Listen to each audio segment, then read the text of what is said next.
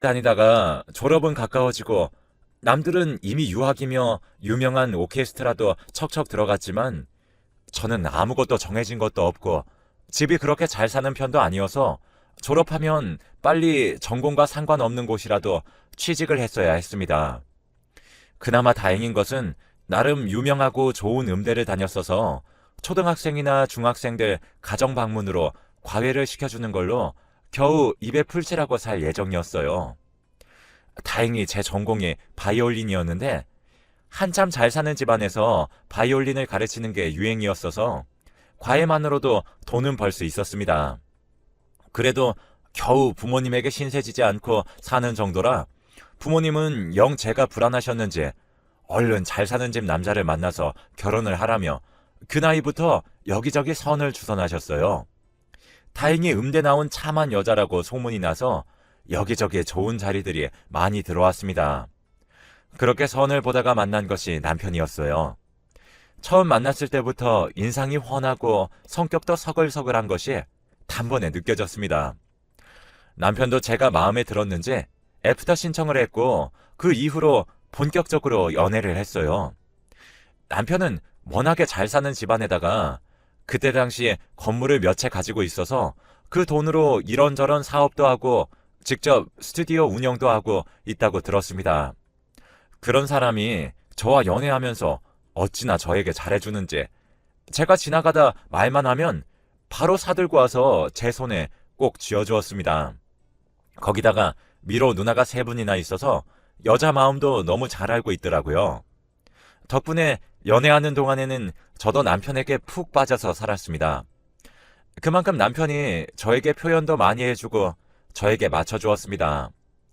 집안도 뭣도 보잘것없는 저를 그렇게까지 사랑해주니 저도 너무 행복한 시간들이었죠. 그렇게 1년을 연애하다가 저희는 결혼했습니다. 결혼식도 일사천리였어요. 사실 처음 결혼 이야기가 나왔을 때 제가 결혼을 할 자신이 없었습니다. 제가 가진 게 너무 없어서 혼수고 예물이고 할 돈도 없었기 때문입니다. 집에서도 남편의 집안 수준에 맞춰서 해주실 수 있을 만큼의 여력도 없었기 때문에 금전적인 부담으로 결혼을 망설이고 있었습니다. 차마 남편에게 부끄러워서 한 달을 넘게 끌어안고 있으니 갈수록 얼굴도 어두워지고 살도 빠지니 남편이 혹시 자기와 결혼하기 싫은 거냐며 먼저 물어보았습니다. 그 말을 듣고 저는 펄쩍 뛰면서 그럴 리가 있겠냐고, 사실은 제가 모아놓은 돈도 없고 결혼을 해도 해갈 수 있는 게 몸뚱아리밖에 없다고 솔직하게 털어놨습니다. 그러자 남편은 안도하며 그런 걱정은 하지 말라면서 자기가 모아둔 돈이 꽤 있으니 그걸로 결혼 준비를 하라고 했습니다. 그러면서 그 자리에서 통장을 바로 주었습니다. 자기는 집에서 다 해준다고 하니 자기 돈은 제가 쓰면 된다면서 편하게 쓰라고 하더군요. 덕분에 걱정거리가 싹 사라지고 마음 편하게 결혼할 수 있었습니다. 그리고 신혼여행을 가서 첫째 아이를 임신했습니다.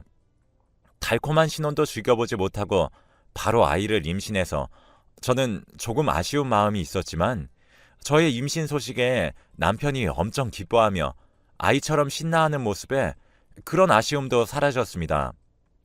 첫째는 딸이었는데 남편은 제 병실에 들어오자마자 딸이라는 소식을 듣고 기진맥진해 있는 저더러 다음번에는 꼭 아들로 낳자고 이야기했습니다.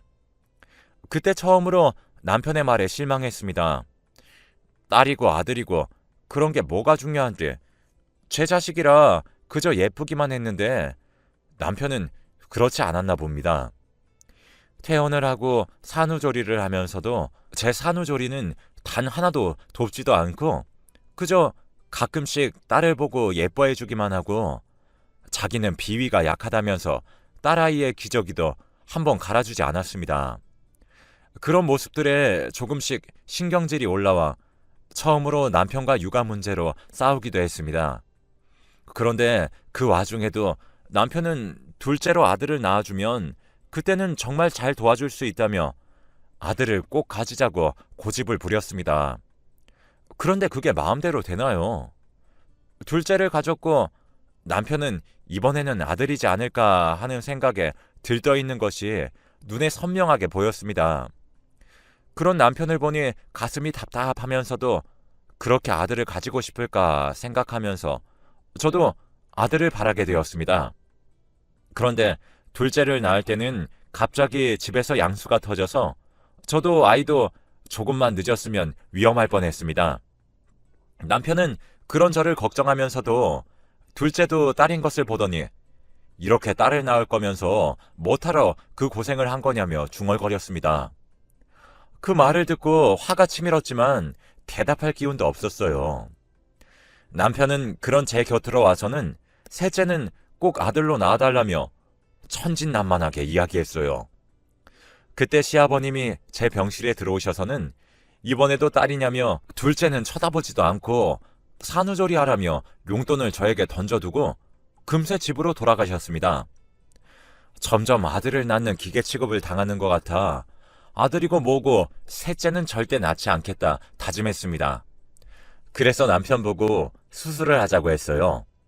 남편은 무슨 소리냐며 절대 안 된다며 반대했지만 저는 도저히 이제 아이는 못 낳겠다고 했습니다. 남편은 딱 셋째까지만 낳자고 했지만 저는 절대 안 된다고 못 받고 수술하자고 했습니다. 그러자 남편도 별 수 없다는 듯이 알겠다고 했고요. 저는 몸이 안 좋아서 병원까지 따라가지 못하고 남편 혼자서 수술을 받고 왔습니다.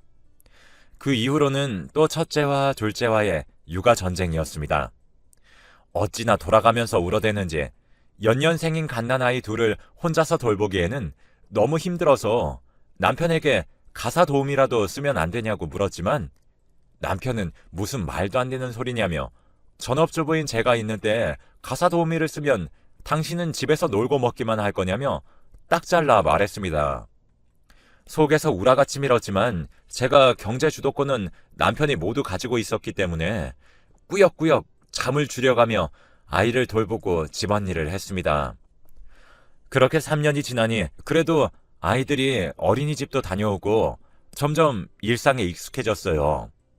그런데 이상하게 속이 계속 맥스껍고 울컥울컥 하길래 설마 하고 임신 테스트기를 해보니 2줄이 나왔습니다.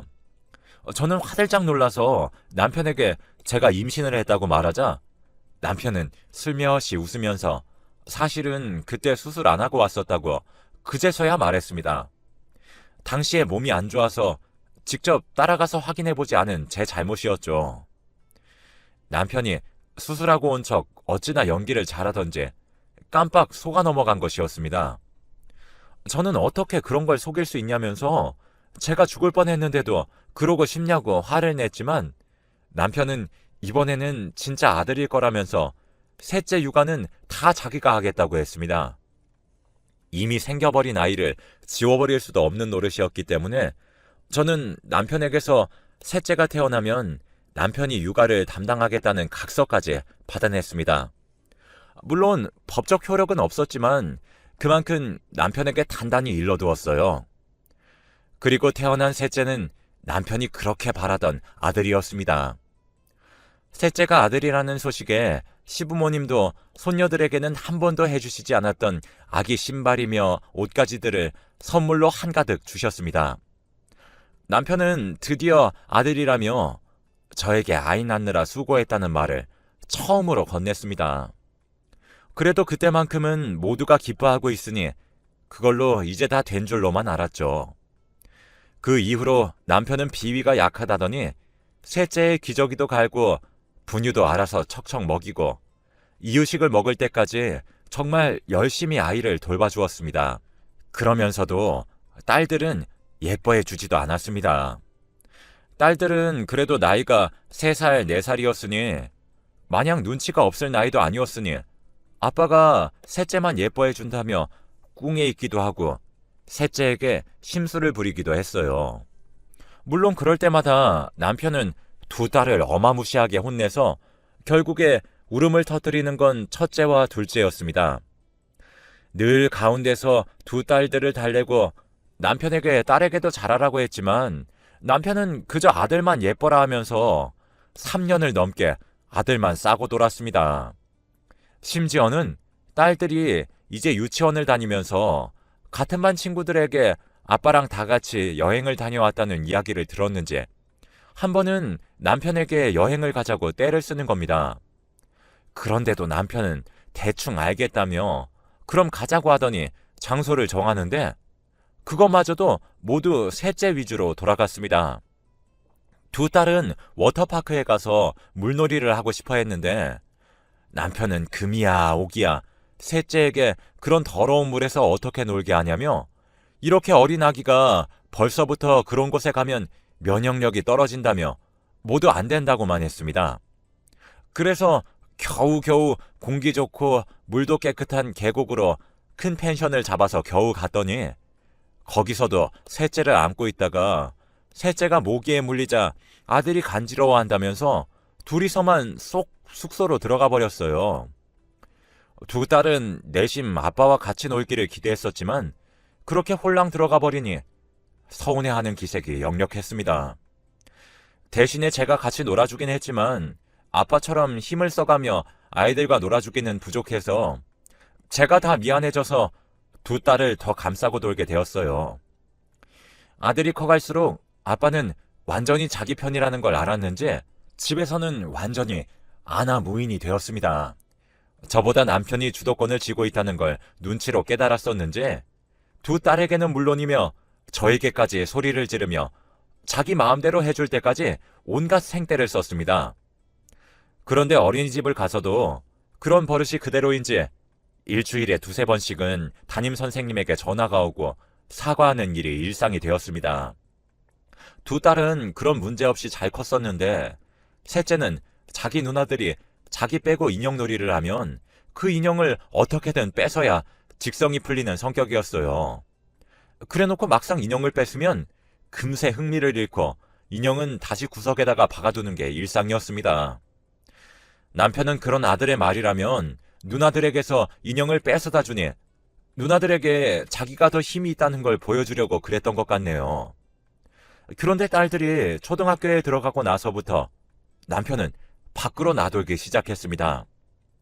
든든한 자기 편이었던 아빠가 집에 있지를 않으니 아들은 때를 써도 아무도 들어주지 않고 오히려 야단을 맞으니 금세 기가 죽어 툭하면 아빠는 어디 갔냐며 보채면서 울다가 결국에는 그나마 자기를 예뻐해주던 시아버님께 데려다 달라고 울고불고 때를 썼습니다. 결국엔 아들의 고집에 못 이겨 일주일에 두어 번씩 시댁에 아이들을 데려갔고 아들은 그곳에서는 아주 왕처럼 이거 해달라 저거 해달라 사람을 아주 부려먹었습니다. 딸들은 시댁에만 가면 찬밥 신세 밥도 아들 앞에만 맛있는 반찬을 가득 가져다 주니 불만이 차올랐는지 시댁에 가는 날이 되면 가기 싫다고 드러누워 고집을 피웠어요. 그동안 고집을 부리지도 않고 착하게 말을 잘 듣던 딸들이 그러니 저도 어쩔 수가 없는 노릇이었습니다. 결국에 매번 아들만 시댁에 데려다 놓고 저는 두 딸을 데리고 다시 집으로 돌아와 시간을 보냈습니다. 그런데 어느 날 딸과 집에서 숨바꼭질을 하고 함께 놀아주려 침대 옆 구석에 몸을 웅크리고 숨겼는데 침대 사이에 저는 쓰지도 않는 립스틱과 사진이 있었습니다. 뭔가 싶어서 겨우 손을 넣어서 빼내니 남편과 처음 보는 여자가 다정하게 찍은 사진이었어요. 최근에 남편이 밖으로만 도는 걸 보면서 설마 바람을 피우는 걸까 생각도 했지만 정말 그럴 리는 없을 거라고 스스로를 달랬어요. 그런데 이렇게 떡하니 찍은 사진이 다른 곳도 아니고 집안에서 굴러다니는 꼴이라니 어이가 없었습니다. 화가 나서 자리에서 벌떡 일어나니 술래 역할이었던 딸이 저를 찾아내고서 저를 술래로 지목했습니다. 그런데도 제가 별 반응이 없자 딸은 금세 무슨 일이 있다는 것을 눈치채고 저에게 다가왔습니다. 딸이 다가오자 그래도 아이들에게 아빠인데 이런 사진을 보여주면 안 된다는 생각에 급하게 사진을 숨기고 이제 딸들에게 인형놀이 하라고 하고선 저는 방에 들어와서 한참을 생각에 잠겼습니다. 누가 봐도 찍은 지 얼마 안 된 사진이었지만 정확히 언제 찍었는지 알 수가 없으니 발뺌하면 그만이고 립스틱도 마찬가지였습니다. 사람을 붙여서 바람을 핀 증거를 잡아내고 싶었지만 집에 있는 돈이 어디 제 돈인가요? 경제권은 남편이 쥐고 있으니 어디 돈을 빼다 쓸 수도 없었습니다. 그래서 한참을 고민하다 제가 직접 증거를 모으기로 결심했어요. 그날 밤 남편이 집에 들어와 씻는 사이에 휴대폰을 지져보려고 했지만 언제 바꾼 건지 비밀번호며 패턴이며 제가 알던 대로 입력하니 다 틀렸다고 나와서 결국에 찾아내지 못했습니다. 다음 날에는 무슨 일인지 하루 종일 집에 있으면서 오랜만에 아들과 놀아주더군요. 그런데 오랜만에 아들과 놀아주려니 많이 피곤했는지 아들에게 자기 휴대폰을 쥐어주고 보고 싶은 것을 마음대로 보라고 하고선 자기는 방에 들어가서 잠을 잤습니다. 저는 그때가 기회다 싶어서 아들에게 뭐 볼지 제가 찾아주겠다고 하며 아들에게 휴대폰을 넘겨받았습니다. 덕분에 카톡 내용이나 메시지 내용부터 해서 둘이서 어찌나 다정하게 사진을 찍어댔는지 두 사람의 사진만 해도 한가득이었습니다. 아들이 얼른 휴대폰을 달라고 해서 다급하게 두 사람의 카톡을 캡처해서 저에게 보냈습니다. 그리고 나중에 제 휴대폰으로 다시 그 내용을 읽어보는데 아주 가관이었어요. 상간녀는 남편과 옛날부터 알던 동창이었는데 몇 달 전 동창회에 나간다고 했었는데 그날부터 둘이서 불륜을 저지른 것 같았습니다. 둘이서 나눈 내용에서는 저를 조롱하며 집에서 남편이 벌어다 주는 돈을 먹고 사는데 남편이 바람 피워도 무슨 말을 하겠냐며 아무 능력도 없는 사람이라 자기 없으면 굶어 죽어야 하니 입 꾹 닫고 사는 수밖에 없다며 아주 당당하게 바람인 걸 인정하는 내용들이 한가득이었습니다. 그 내용들을 가지고 바로 자고 있는 남편의 멱살을 잡고 어떻게 그럴 수 있냐며 흔들어 깨웠습니다. 남편은 자다가 깜짝 놀라서 무슨 일이냐고 물었어요. 화가 머리끝까지 나서 카톡 내용 다 봤으니 변명할 생각은 하지도 말라고 했습니다. 그리고 이제 이혼할 테니 위자료고 양육비고 준비하라고. 저는 돈이 없지만 지금까지 평생 살림하면서 뒷바라지 해준 것만으로도 위자료 받을 자격이 있다고 소리치니 남편은 코웃음을 치며 무슨 소리 하냐며 자기는 한 푼도 못 준다고 했어요. 그러면서 위자료 받고 싶으면 이혼 소송하라며 저에게 소송하면 변호사 선임할 돈은 있냐면서 비아냥거렸습니다. 그 말을 듣고 너무 화가 나서 변호사도 필요 없다며 이미 여기 증거가 다 있으니 당장 소송하겠다고 하고서 다음날 소송을 접수했습니다. 처음에는 남편도 저를 비웃으면서 어디 한번 잘해보라고 했어요. 제가 꼴도 보기 싫다고 집에서 나가라고 하니 여기는 자기 집인데 왜 자기가 나가야 하냐며 나갈 거면 저더러 나가라고 하더라고요. 너무 분통했지만 갈 곳이 없었기 때문에 집에서 그 얼굴을 계속 마주쳐야 했습니다. 일부러 저 보라는 듯 남편은 집에 꼭 붙어서 아이들에게 엄마랑 아빠랑 이혼하면 누구랑 살 거냐면서 평생을 딸들에게 선물 한 번 안 사주던 사람이 어찌나 물량 공세를 하는지 보기가 안타까울 정도였어요. 이미 딸은 아빠에게 마음이 든 지 오래였거든요. 그런데 이제는 보란 듯이 저를 긁으려고 그 바람 피우는 여자를 집에 데려왔습니다. 집에는 아이들도 다 있었는데요. 아이들이 저 아줌마가 누구냐고 물으니 이제 너희들의 엄마가 될 사람이라며 대답했다고 했습니다. 아빠가 돼서 그게 무슨 짓인지, 도대체 저런 사람을 왜 좋다고 했었는지 과거에 제가 너무 한심스러웠습니다. 제 눈앞에 떡하니 상간녀를 데려다 놓고는 둘이서 방에 들어갈 테니 자기들이 먹은 음식들을 치우라고 하는데 저도 눈이 뒤집혀서 남편과 그 여자의 머리채를 잡아다 집 밖으로 쫓아내버리고 문을 잠궜습니다. 그러던 와중에 어머니에게서 잠시 만나자는 연락이 왔습니다. 뒤늦게 소식을 들으신 건지 처음에는 나가지 않으려고 했지만 어머님이 몇 번이나 만나서 할 이야기가 있다고 하셔서 어쩔 수 없이 그 자리에 나갔습니다. 그런데 그곳에서의 어머니의 행동은 뜻밖이었습니다. 오히려 저에게 미안하다고 사과하시면서 그동안 도와주지 못해서 자기도 마음이 안 좋았다고 말씀해 주셨습니다. 어머님 본인도 시집와서 아들 하나 낳기 위해 위로 딸을 셋이나 낳았는데 아들까지 낳고 나서 몸이 너무 상해버렸다면서요. 그런데 제가 그 길을 똑같이 걷고 있으니 영 마음이 좋지 않았다고 하셨어요. 어머님도 음악가 집안에서 태어났지만 돈이 없어 어쩔 수 없이 음악을 포기하고 결혼을 택하셨다고 합니다. 알고 보니 남편이 저에게 줬었던 통장도 어머니가 제 사정을 들으시고는 마음이 쓰여서 남편을 통해서 돈을 주신 것이었습니다. 그런데 남편은 그게 자기가 모은 돈인 것 마냥 행동한 거였어요. 어머니는 남편의 잘못을 사과하시면서 이 집안 남자들은 죄다 아나무인에 다 자기만 귀하게 여기고 남 귀한 줄은 모른다며 한번 호되게 당해봐야 한다고 하셨어요. 그러시면서 저에게 돈 봉투를 내미셨습니다. 큰 돈은 아니었지만 남편은 비싼 변호사를 선임해서 어떻게든 위자료고 양육비고 깎으려고 할 테니 저도 지지 말고 변호사를 선임해서 남편을 이기라고 하셨습니다. 시집 와서 한 번도 어머니와 깊게 대화할 기회가 없었는데 이렇게나 저를 생각해주고 계셨다는 걸 그제서야 알아서 너무 아쉬울 따름이었습니다. 어머님 덕분에 저도 변호사를 선임해서 소송을 시작했습니다. 남편은 법원에 변호사와 함께 들어오는 제 모습을 보더니 화들짝 놀라며 어디서 돈이 생겨서 변호사를 구했냐며 비아냥거렸습니다. 저는 굴하지 않고 남편에게는 눈길도 주지 않으니 남편은 혼자서 몇 마디 정도를 더 저에게 걸어오다가 금세 포기하고 조용해졌습니다. 재판의 결과는 남편의 뜻대로 되지 않았습니다. 그동안 아이를 독박으로 살림시킨 것과 수술을 했다고 거짓말로 속여서 셋째까지 임신을 하게 한 것까지 해서 저희가 요구했던 위자료에서 2천만 원 정도만 깎인 8천만 원을 위자료로 받았습니다.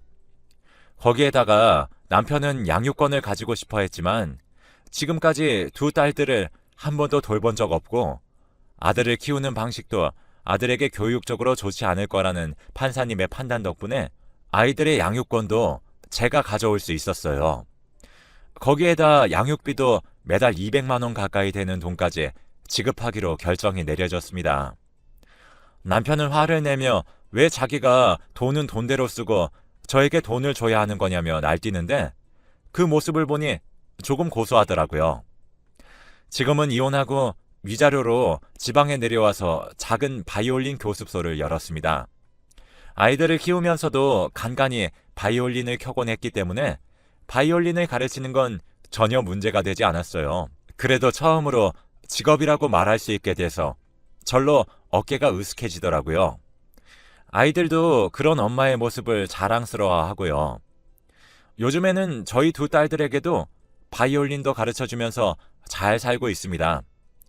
아들은 아직 고집을 못 부려서 툭하면 이럴 거면 아빠에게 데려다 놓으라고 하는데 그래도 예전보다는 말도 잘 듣고 누나들을 괴롭히지도 않습니다. 10년이 넘는 결혼 생활을 돌이켜보면 정말 끔찍했었던 것 같았는데 그래도 자식들을 낳을 수 있었으니 마냥 끔찍하지만은 않았던 것 같네요. 새 아이들 덕분에 그래도 살아갈 힘을 얻고 있습니다. 여러분들도 힘내서 살아가시길 바랄게요.